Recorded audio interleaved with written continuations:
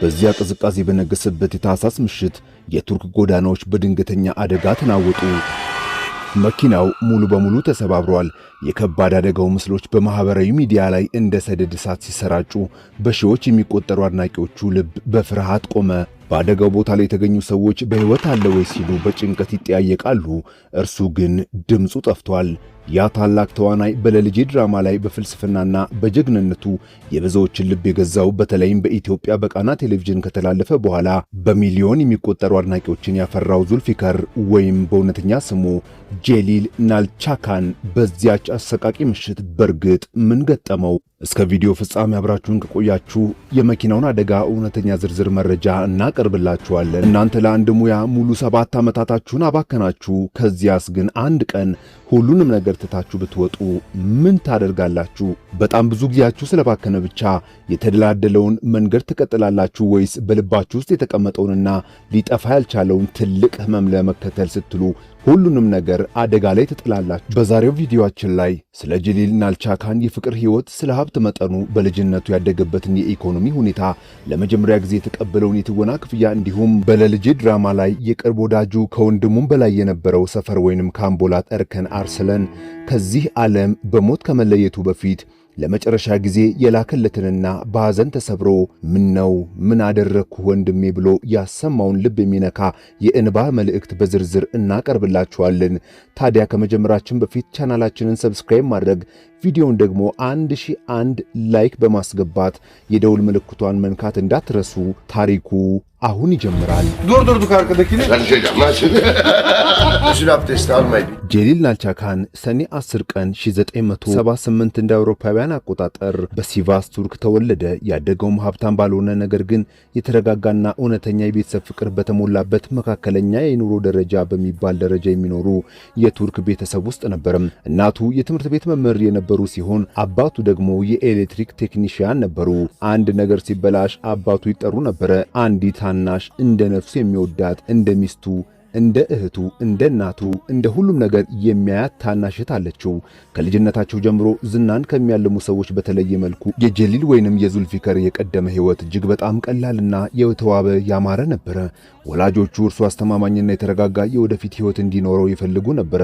ለአብዛኞቻችን ጥያቄ የሚሆነው የትወና ፍቅር በልጅነቱ ነው ወይስ ሲያደግን የጀመረው የሚለው ነው። ዙልፊከር ልጅ እያለ ሰዎችን በዝምታ መመልከትና ተዋናዮች ኦብዘርቬሽን የሚሉትን እንዲሁም ታሪኮችን ማውራት ቢወድም የትወና እውነተኛው ጥሪውና ፍቅሩ የጎላው ግን በወጣትነቱ የዩኒቨርሲቲ ትምህርቱን ሲከታተል ነበረ። ትምህርቱን እንደጨረሰም በቤተሰቦቹ ፍላጎት በጁምሁሪየት ዩኒቨርሲቲ በጂኦሎጂካል ኢንጂነሪንግ ትምህርት ተመዘገበ።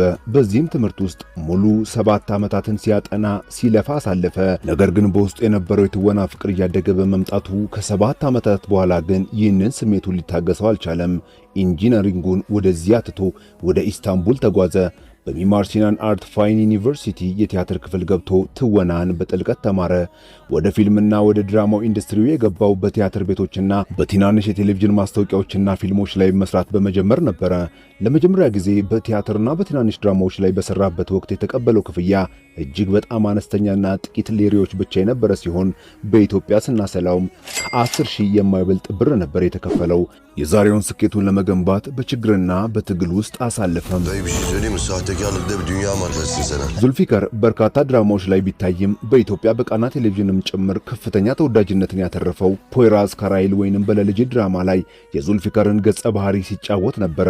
በኋላ ላይም ካርዲሼሌሪም በተሰኘው ድራማ ላይ አኪፍ አታኩልን ሆኖ በመቅረብ የቱርክ የፊልም ኢንዱስትሪ ከፍተኛ ተከፋይ እንዲሁም ድንቅ ተወዳጅ ተዋናይ ለመሆን በቃ። በዚህም ትልልቅ ሽልማቶች ላይ ታጭቶ አሸነፈም። በአሁኑ ሰዓት የጄሊል ናልቻካን አጠቃላይ የሀብት መጠን በግምት ከ1 እስከ 3 ሚሊዮን ዶላር እንደሚደርስ ይገመታል። ተዋናይ ብቻ ሳይሆን ድምፃዊም ነው። ዘፈኖቹም እጅግ በቱርክ ውስጥ ተወዳጅና ሁሉም እኩል አብሮ የሚዘምረው ነው።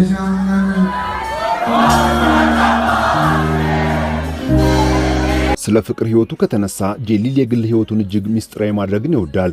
እስካሁን የተረጋገጠ ሚስትም ሆነ ልጅ የለውም። አልፎ አልፎ ግን ከታዋቂ ሴት ተዋናዮች ጋር የፍቅር ግንኙነት እንደነበረው ቢወራም እርሱ ግን ህይወቱን ከካሜራዎች እይታ ማራቅን ይመርጣል። ልክ እንደ ባባ ማለት ነው። አሁን ላይ ዕድሜው 47 ዓመት ገደማ የደረሰ ሲሆን በጠጉሩና በጉንጮቹ አካባቢ ያሉትን የሽበት ምልክቶችን ሳይሸሽግ በተፈጥሮ ውበቱ በኩራት ይታያል። አሁን ደግሞ ወደዚህ አሰቃቂ አደጋና ልብ ሰባሪ ታሪክ እንለፍ። በዚያ ቅዝቃዜ በነገሰባት የታህሳስ ምሽት የቱርክ ጎዳናዎች በድንገተኛ አደጋ ተናወጡ። መኪናው ሙሉ በሙሉ ተሰባብሯል። የከባድ አደጋው ምስሎች በማህበራዊ ሚዲያ ላይ እንደ ሰደድ እሳት ተሰራጨ። በሺዎች የሚቆጠሩ አድናቂዎቹም በዚያው ቅስፈት ልባቸው በፍርሃት ቆመ።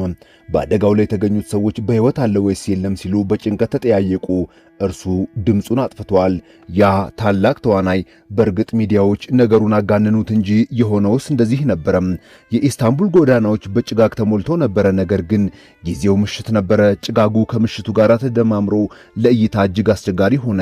ከፊት ለፊቱ በተቃራኒ ከሚመጣ ተሽከርካሪ ጋር በድንገት ተጋጨ። እየነዳ የነበረው መኪና እርሱ ተቀምጦበት የነበረበት ቦታ ክፉኛ ተጎዳ። አምቡላንስ መጥቶ ወደ ሆስፒታል አፋፍሰው ወሰዱት። ከዚያ ግን ከእርሱ ጋር የነበሩትንም እህቱንም እንዲሁም ጓደኞቹ ወደ ሆስፒታል ተወሰዱ።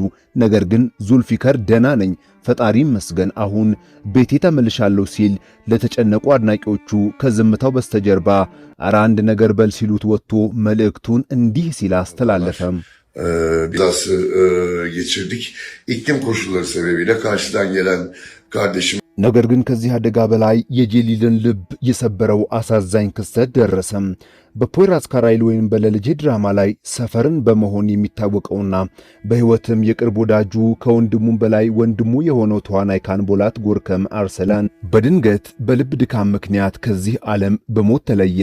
ካንቦላት ከመሞቱ በፊት ለጄሊል የድምፅ መልእክት ቮይስ ሜሴጅ ልኮለት ነበረ። ወዳጁን በድንገት መሞቱን የሰማው ጄሊል ወይም ዙልፊከር በከፍተኛ ሐዘን ተሰብሮ በኢንስታግራም ገጹ ላይ የካንቦላትን ፎቶ በመለጠፍ የቻት ሂስትሪያቸውንም አያይዞ ለጠፈ። የሰፈር አሳዛኝ የመጨረሻ መልእክት ግን እንዲህ ይል ነበረ። ወንድሜ አንገናኝም፣ ናፍቀኸኛል፣ ነገ ከተመቸህ እንገናኛለን የሚል ነበረም። ነገር ግን ሰፈር ከዚያች ቀን ምሽት አላለፈም ነበረም። ዙልፊከርም በማህበራዊ ሚዲያው ባጋራው መልእክቱ ምነው ወንድሜ ምን አደረግኩ? ለምን ጥለኸኝ ሄድክ? በማለት በቁጭትና በእንባ የተሞላ መልእክት አጋርቶ ነበረ። ይህ አጋጣሚ የብዙዎችን ልብ የሰበረና እስከ ዛሬም የማይረሳ እጅግ አሳዛኝ ታሪክ ሆኖ በታሪክ መዝገብ ተጽፎ አልፏል። የዙልፊከር ወይም የጄሊል ናልካቻን ታሪክ ከትግል፣ ከስኬት፣ ከጽናትና ከእውነተኛ ወዳጅነት የተሰራ ነው። 7 ዓመታት ከተማረ በኋላ ህልሙን ተከተለ። ዛሬ ደግሞ በቱርክ ሲኒማ ውስጥ የማይተካ ስሙን አሳረፈ። ክቡራትና ክቡራን ውድ የቃና ምርጥ ቤተሰቦች ስለተከታተላችሁን ከልብ እናመሰግናለን። ቪዲዮውንና ዙልፊከርን ከወደዳችሁት ይህንን ቪዲዮ 1001 ላይክ አስገቡት። በሚቀጥለው ደግሞ የየትኛውን የቱርክ ተዋናይ የህይወት ታሪክ እንድንሰራላችሁ ትፈልጋላችሁ? ኮመንት ላይ ብታስቀምጡልን ወዲያውኑ ወደ እናንተ እናቀርበዋለን። ሰላም ከእናንተ ጋር ይሁን። You know you'll have a good time wherever you're with me.